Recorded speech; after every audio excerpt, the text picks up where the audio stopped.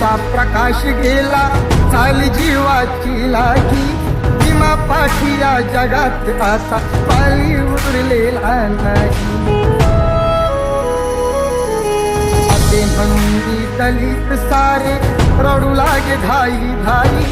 चैत्यभूमीच्या ठिकाणी अश्रू गंगे सवे नयनी वाही. असून कोटी पिले तरीही,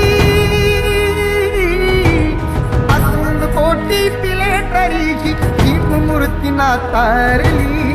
दुष्ट काळाने भीमरायांची प्राणज्योत ती चोरली.